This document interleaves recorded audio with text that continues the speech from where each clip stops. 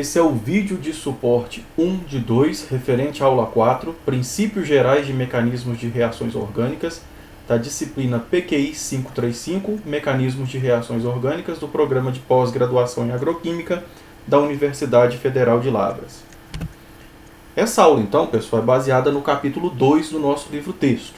Nesse momento, eu não vou esperar que vocês consigam, a partir da estrutura de reagentes, já prever qual é a estrutura dos produtos. O que a gente vai fazer nessa aula é analisar mecanismos, olhar reações químicas, entender como funcionam certas curvas de mecanismos, olhar mecanismos de um ponto de vista um pouco mais avançado do que você já está acostumado, mas ainda não é prever produtos de reações químicas. Então a gente vai simplesmente acompanhar a ideia. Como que funciona o mecanismo de uma reação? Quais são os princípios por trás de escrever mecanismo de reações orgânicas? Então o primeiro tópico que a gente vai discutir é o balanceamento de equações. Reações químicas, pessoal, ocorrem com conservação de massa e com conservação de carga. Por exemplo, olha isso daqui. Quando o ácido acético reage com alguma substância mais ácida do que ele, aqui a gente tem o exemplo íon hidrônio, o que acontece é que o ácido acético protona pela carbonila e o íon hidrônio se transforma em molécula de água. Quando eu olho essa reação química aqui, a gente tem que enxergar que existe aqui um balanço de massa. O número de átomos que está entrando nessa reação química é o número de átomos que está saindo nessa reação química. Eu vejo 2 carbonos aqui nessa parte dos reagentes, esses 2 carbonos têm que estar na parte do produto. Se eu vejo 4 hidrogênios dessa molécula mais 3 hidrogênios dessa, esses 7 hidrogênios têm que sair aqui também. 5 mais 2, 7 hidrogênios. 3 oxigênios entrando, 3 oxigênios saindo. 2 oxigênios aqui nessa molécula, mais 1 oxigênio aqui nessa molécula. Existe, então, aqui um balanço de carga. É normal que algumas representações, por exemplo, você coloque o ácido acético reagindo com o hidrônio e só mostre a estrutura desse. Isso são atalhos de representação. Mas lembre-se que nas reações químicas sempre deve haver o balanço de massa. E também o balanço de carga. Se desse lado da reação eu tenho uma carga líquida positiva, depois que os átomos se reorganizam por algum motivo, essa carga líquida positiva também tem que aparecer ao final da reação química. Então, balanço de massa e balanço de carga é uma coisa que você tem que estar sempre atento na hora de fazer o seu mecanismo, como que você vai representar lá a sua reação química. Uma forma também de representar, na verdade a forma mais usada na química orgânica de representar um processo químico, uma reação química, é a utilização do que a gente chama de setas curvas. Setas curvas de mecanismos, na graduação a gente acostumou a ser uma representação de pares de elétrons indo na direção de átomos. Como assim? Esse par de elétrons aqui é que foi utilizado para fazer essa ligação com esse átomo de hidrogênio.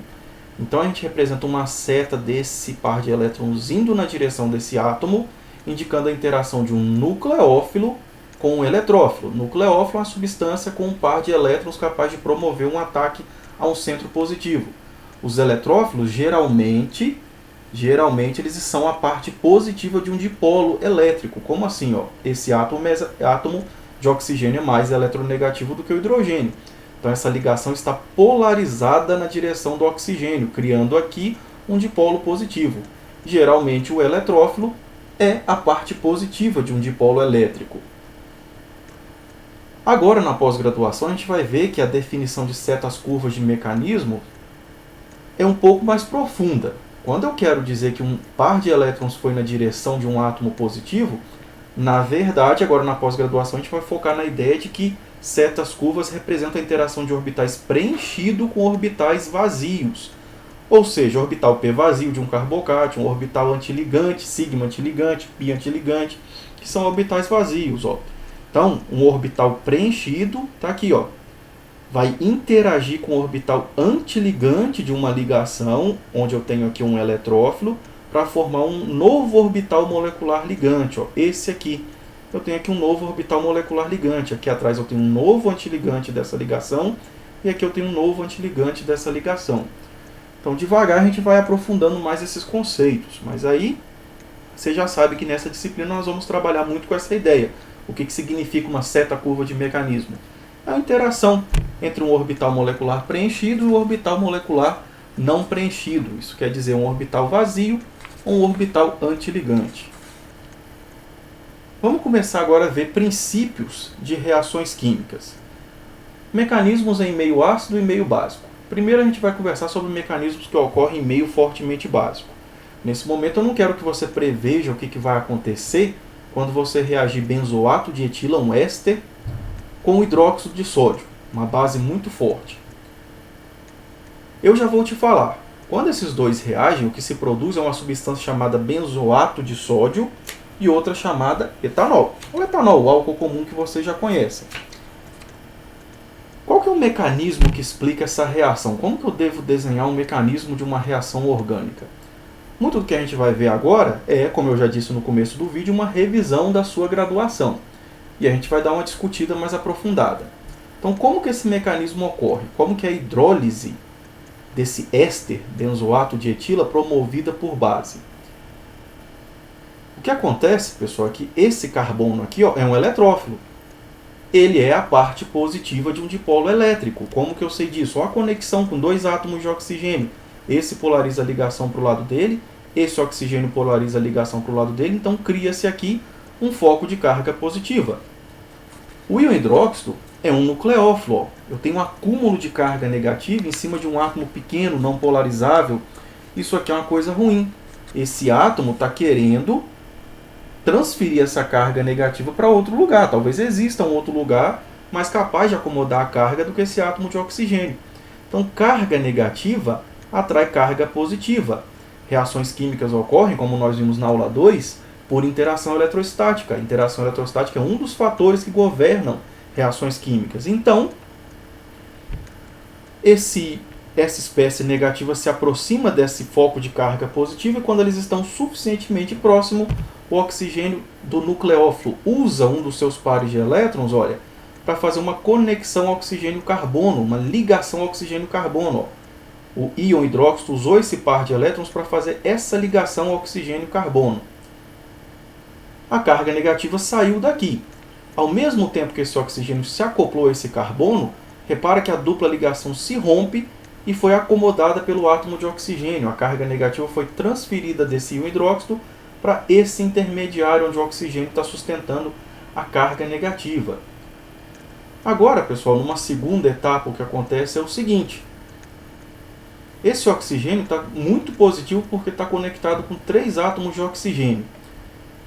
E embora a gente vá começar a falar mais sobre isso lá para frente, vamos já começar a pensar aqui. Existe aqui um orbital antiligante dessa ligação oxigênio-carbono.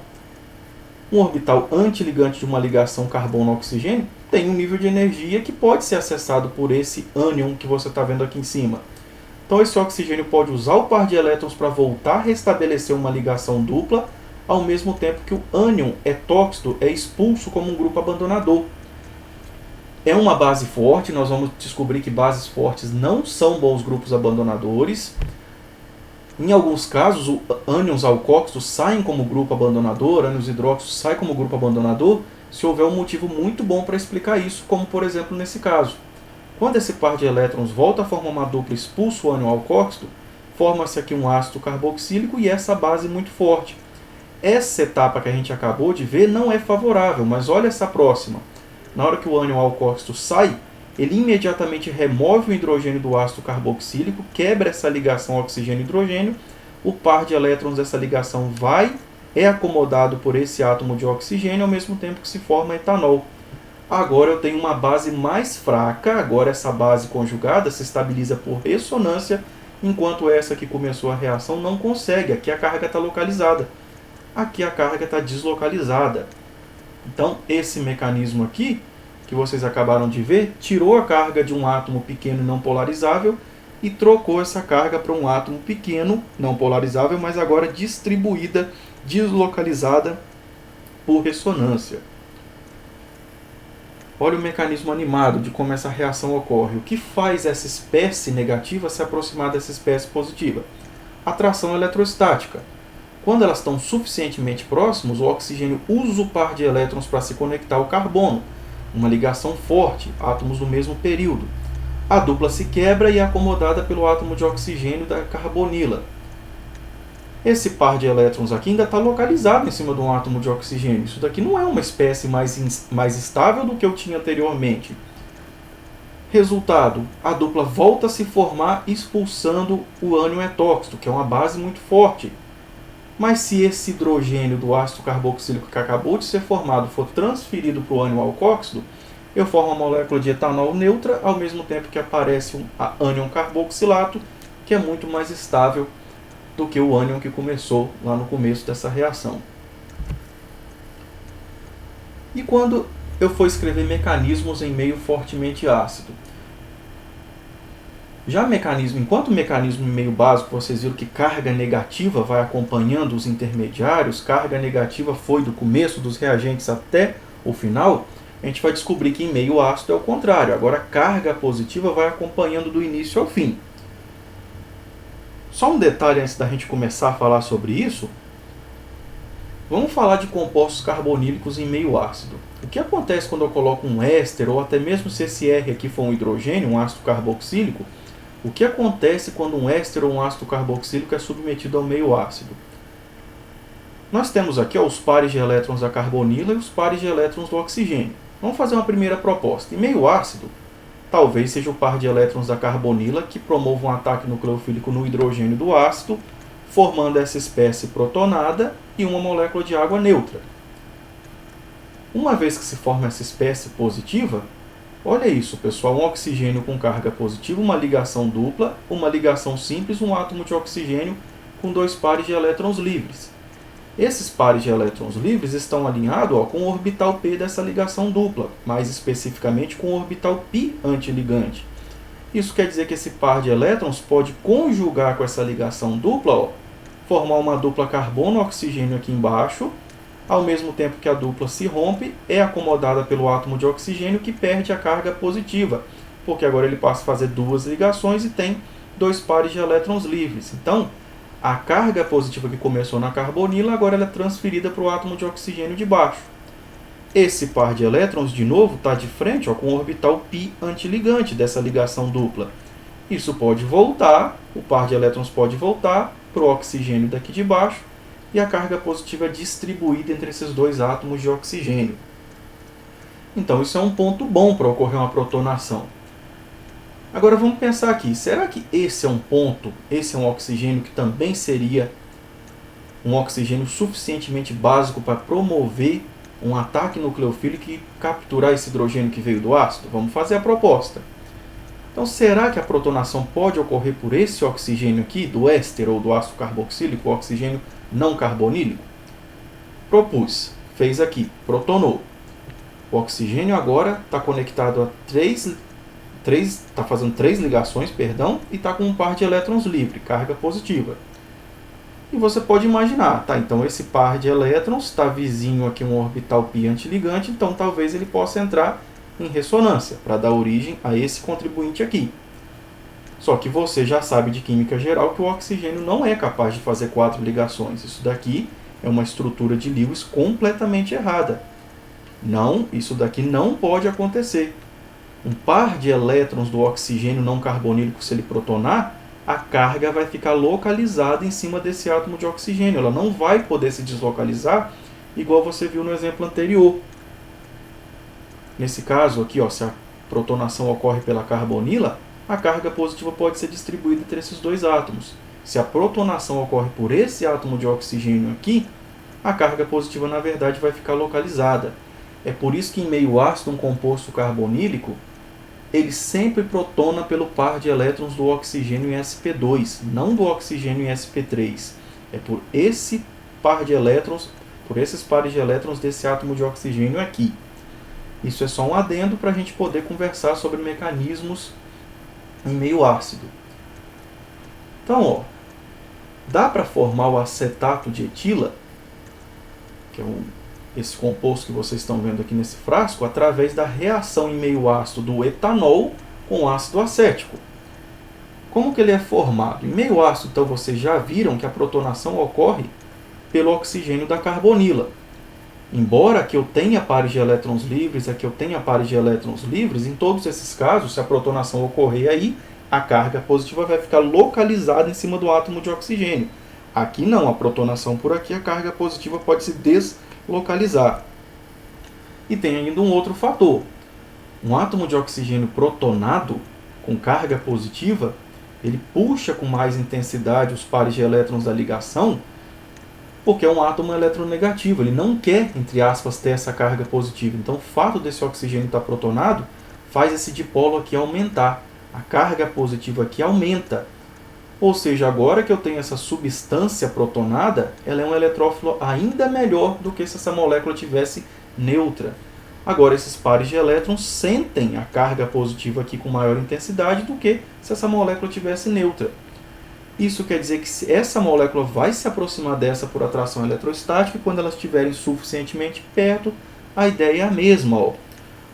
O oxigênio do álcool usa um dos seus pares de elétrons para formar uma ligação carbono-oxigênio, ao mesmo tempo que a dupla se rompe e é acomodada pelo átomo de oxigênio da carbonila, perdendo a carga positiva. Enquanto isso, aqui embaixo, o oxigênio do álcool é que adquiriu a carga positiva porque ele ainda está ligado ao hidrogênio que o álcool trouxe e a cadeia carbônica, o grupo etil que o álcool trouxe.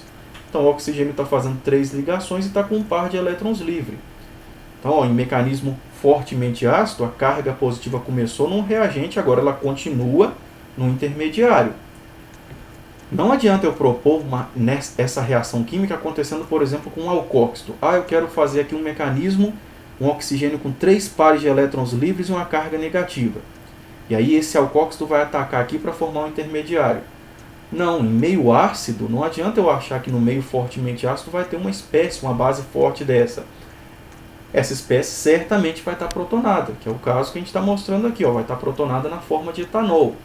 Nunca desenhe bases muito fortes se você está escrevendo um mecanismo que ocorre em meio ácido. Então formou esse intermediário aqui. O que pode acontecer na sequência é o seguinte.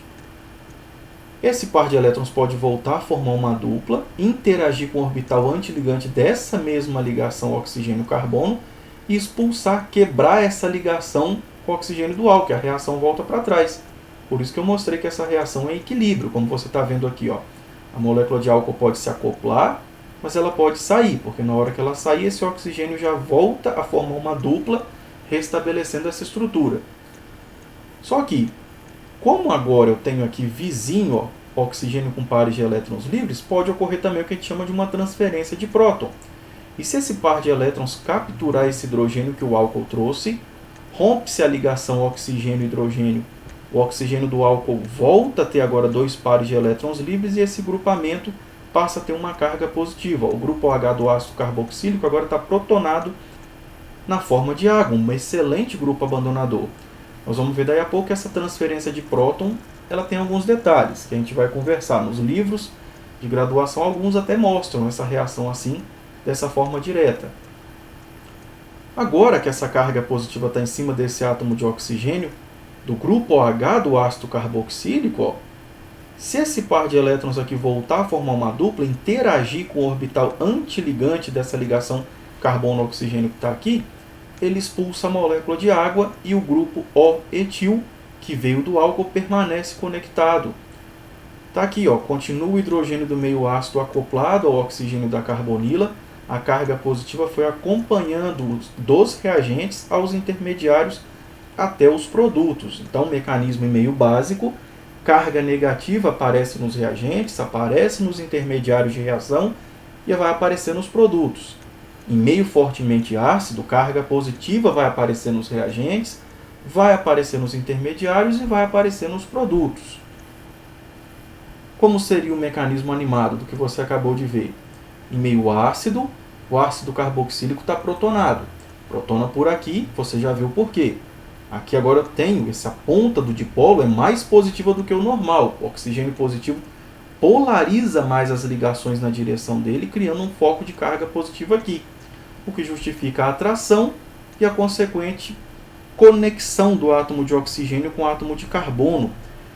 Esse acoplamento acontece ao mesmo tempo que a dupla se rompe e é acomodada pelo átomo de oxigênio que estava positivo. Se esse par de elétrons voltar a formar uma dupla nesse momento, a molécula de álcool vai se afastar e vai restabelecer esse reagente do jeito que ele estava. Mas aí a carga positiva está aqui, a molécula de álcool pode voltar a se reacoplar. Se, numa fração muito rápida de tempo, esse hidrogênio que o álcool trouxe for trocada, se esse oxigênio aqui do grupo hidróxi capturar o hidrogênio que o álcool trouxe, forma-se agora um bom grupo abandonador aqui. Agora, quando o par de elétrons interagir com o orbital sigma antiligante, ele acaba expulsando a molécula de água e o grupo O-etil permanece conectado à carbonila, formando o éster. É por isso que essas reações de esterificação envolvendo ácido carboxílico e álcool, elas ocorrem em equilíbrio. E esse equilíbrio depende daquela etapa, do intermediário. Quem está protonado? É o oxigênio do álcool ou é o oxigênio do grupo OH?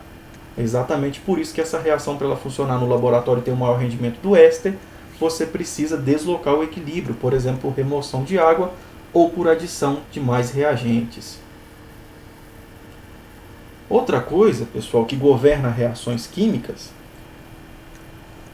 explica, por exemplo, por que você não deve cheirar reagentes no laboratório, ou pelo menos não deve inalar grandes quantidades de reagente, ou olhar diretamente dentro de um frasco. Isso não é indicado, porque muitos desses reagentes de laboratório, principalmente de química orgânica, eles reagem com água. Olha um exemplo aqui.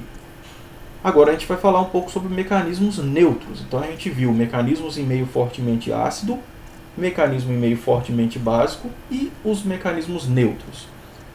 Eles também existem. Como que acontece? Então, começa-se com carga em nenhum reagente. Mas olha aqui. Carga positiva, um eletrófilo, carga negativa. Água tem pares de elétrons livres. Isso quer dizer que a interação eletrostática pode colocar esses dois juntos. Quando eles estiverem suficientemente próximos, o oxigênio da água pode usar um dos seus pares de elétrons livres para se conectar ao carbono carbonílico, quebra-se a dupla e o par de elétrons da dupla é acomodado pelo átomo de oxigênio. Começamos com os intermediários neutros. E olha o que acontece aqui. Mecanismo em meio neutro, o intermediário vai ter simultaneamente uma carga negativa e simultaneamente uma carga positiva. Isso é possível.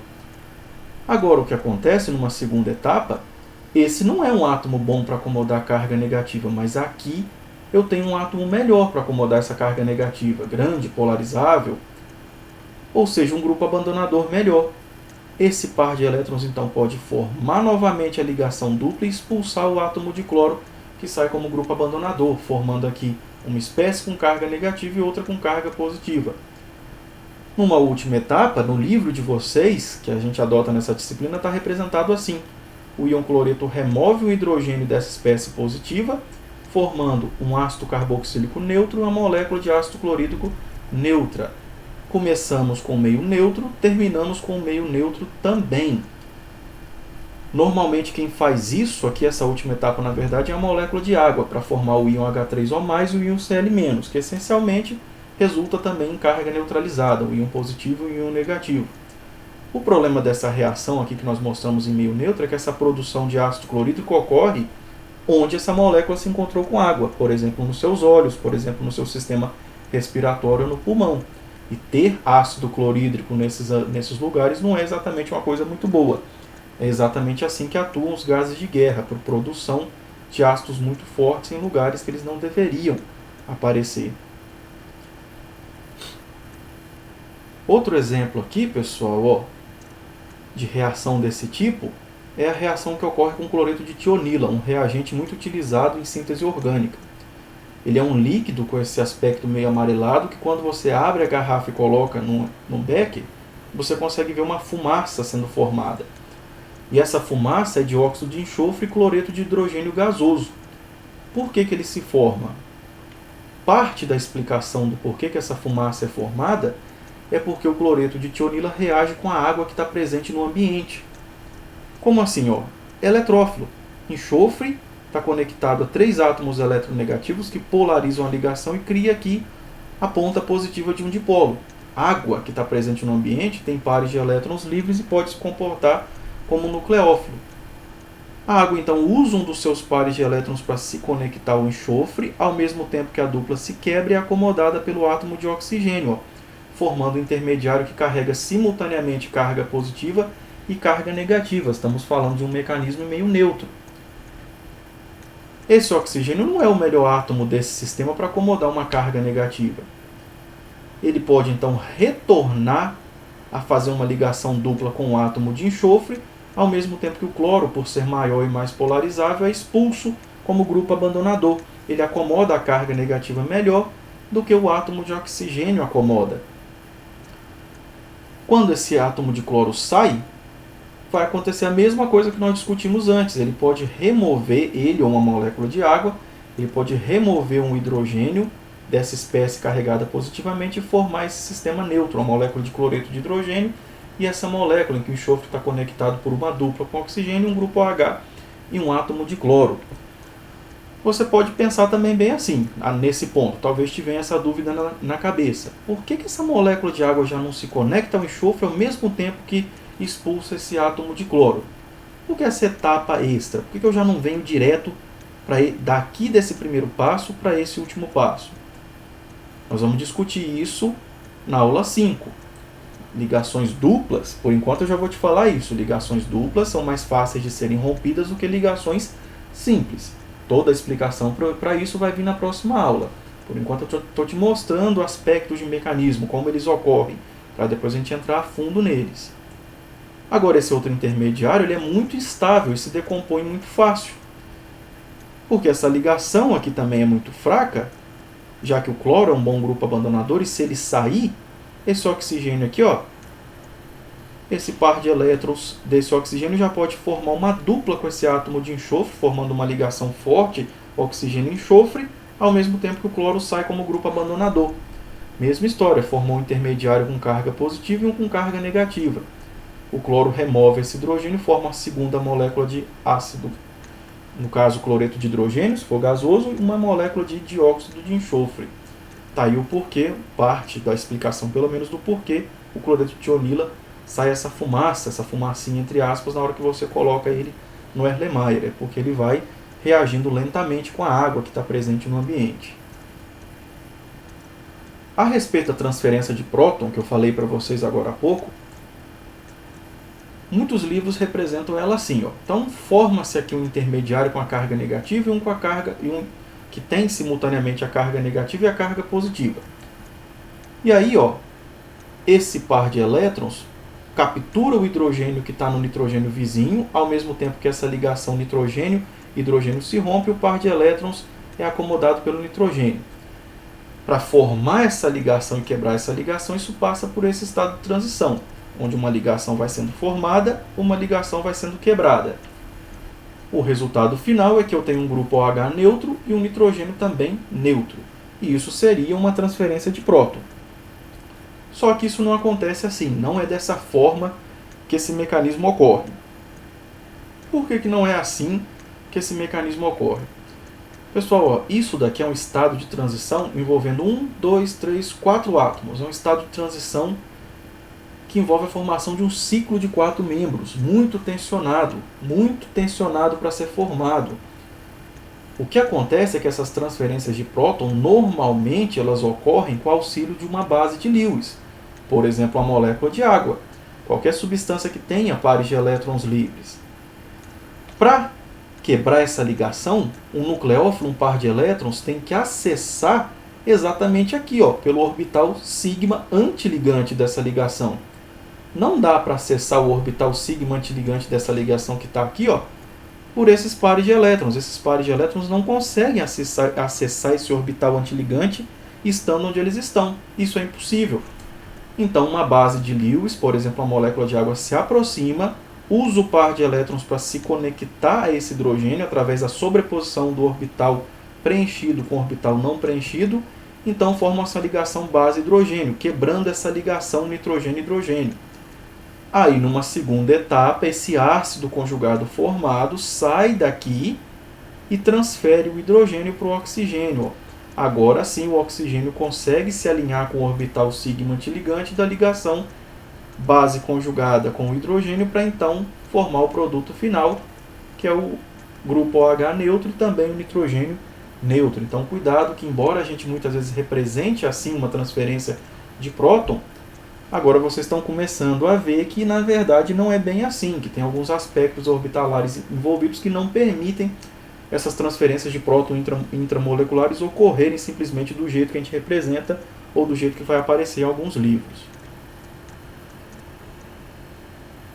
Antes da gente avançar, pessoal, nós vamos falar um pouco aqui sobre preparo de reagentes no laboratório.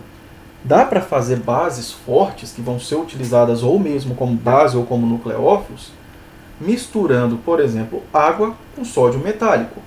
A água é uma base mais fraca, soda cáustica é uma base mais forte. Isso aqui é uma reação de simples troca, onde o sódio desloca um dos hidrogênios para formar hidrogênio gasoso, ao mesmo tempo que se forma soda cáustica, Na+OH-. Essa costuma ser uma reação muito exotérmica. A liberação de calor que ocorre nessa reação é tão grande que ela é suficientemente grande para ativar a combustão do hidrogênio gasoso que vai sendo formado conforme essa reação vai acontecendo. Então esse composto, sódio metálico, tem que ser armazenado, por exemplo, em óleo, não em água. Olha aqui um vídeo mostrando a reação de como o sódio metálico reage com água. Analogamente, pessoal, dá para fazer essa reação com álcool. Álcool também é uma espécie neutra com pares de elétrons livres, mas é uma base fraca. Nós vimos lá que a nucleofilia aumenta quando existe uma carga negativa em cima do átomo que tem os pares de elétrons livres. Analogamente, eu posso colocar um álcool em contato com sódio metálico para formar alcóxidos. Do mesmo jeito, a reação, simples troca, o sódio vai deslocar o hidrogênio para formar hidrogênio gasoso, ao mesmo tempo que produz alcóxido. Se aqui é um grupo metil, aqui termina um grupo metil. Se aqui é um grupo etil de um álcool, vocês conhecem bem que é o etanol, aqui termina um grupo etil, o etóxido de sódio. Se aqui é um grupo terc-butil, aqui termina um grupo terc-butil, terc-butóxido de sódio. E assim por diante. Essa reação com álcool costuma ser um pouco mais branda, não deixa de ser perigosa, mas ela é mais fácil de se fazer em laboratório. Então é assim que a gente produz esse tipo de reagente. Olha um exemplo aí bem prático. Etanol reage com sódio metálico para formar etóxido de sódio e hidrogênio gasoso. Como que essa reação normalmente é feita no laboratório? Você precisa de álcool etílico. O álcool etílico vai ser colocado então sob resfriamento com cuidado. Então pequenas quantidades de sódio metálico vão ser adicionadas e agitadas aqui para ir se formando uma solução de etóxido de sódio em etanol, que é normalmente utilizado em reações químicas como base ou como nucleófilo. Aí depende do que a gente vai estudar, depende do que a gente quer obter. Ou ainda existe uma outra saída, você também pode comprar isso daqui já pronto. Os sites de vendas aí de reagentes químicos têm etóxido de sódio, que você pode comprar e já usar simplesmente pronto, não precisa necessariamente ser feito em laboratório. Então, existem várias opções para fazer as reações que nós vamos discutir ao longo dessa disciplina, e nós já vamos ver um exemplo aqui. Espécies ricas em elétrons, elas podem se comportar de duas formas, como a gente já discutiu um pouco. Ora ela se comporta como nucleófilos, ora ela se comporta como base. E agora, como que eu vou saber quando é que uma substância vai agir como base ou vai agir como eletrófilo? Aí depende de um monte de coisa que nós vamos ter que discutir ao longo dessa disciplina. Vai depender da estrutura da base de Lewis que você está usando, vai depender da estrutura do substrato, vai depender da combinação específica de base e substrato, vai depender do solvente que você está utilizando. Ou seja, tem muita coisa para analisar. Nesse momento eu não quero que você já preveja de cara o que aconteceria se eu misturasse esses dois reagentes no laboratório. Lembra, nessa aula de hoje, eu já estou te mostrando todos os produtos. Eu quero que você saiba o que aconteceu aí no meio, que a gente deu uma analisada superficial nos mecanismos. Com o tempo, vai ficar mais fácil de você prever. Quando a gente já tem aqui os produtos, fica mais fácil imaginar o que aconteceu em cada caso para formar o produto A e para formar o produto B. Quando você sabe a estrutura do produto, é mais fácil escrever o que aconteceu. Prever o caminho da reação, quando você não tem essa informação aqui, é um pouco mais difícil, mas como eu disse, ela vai vir até o fim do semestre. Você vai aprender a fazer isso sozinho. Então vamos olhar o produto A. O produto A é resultado de quando esse íon etóxido ataca como nucleófilo. Nucleófilo, a espécie rica em elétrons, atuou como nucleófilo quando ela se conectou a um átomo de carbono. Para a nossa disciplina aqui, vamos focar em átomo de carbono, não necessariamente em átomo de carbono, mas aqui nesse caso, olha o que houve. O nucleófilo, carga negativa em cima de um átomo de oxigênio, usou um dos seus pares de elétrons para se conectar à parte positiva desse dipolo. Essa ligação carbono-bromo é polarizada na direção do átomo de bromo, já que ele é mais eletronegativo. Então, o oxigênio usa um dos seus pares de elétrons para se conectar ao carbono 2, ao mesmo tempo que o bromo se desconecta, levando o par de elétrons que mantinha ele conectado ao carbono 2. O átomo de bromo leva o par de elétrons, adquire uma carga negativa e é um grupo abandonador muito bom porque é uma base fraca, ele acomoda essa carga negativa melhor do que o átomo de oxigênio estava acomodando aqui. Então, esse nucleófilo interagiu com esse eletrófilo, esse carbono eletrófilo, formando a ligação oxigênio-eletrófilo, ao mesmo tempo que a ligação carbono-bromo se rompe e a carga negativa é acomodada pelo átomo de bromo. Já no caso B, o íon etóxico atuou como uma base.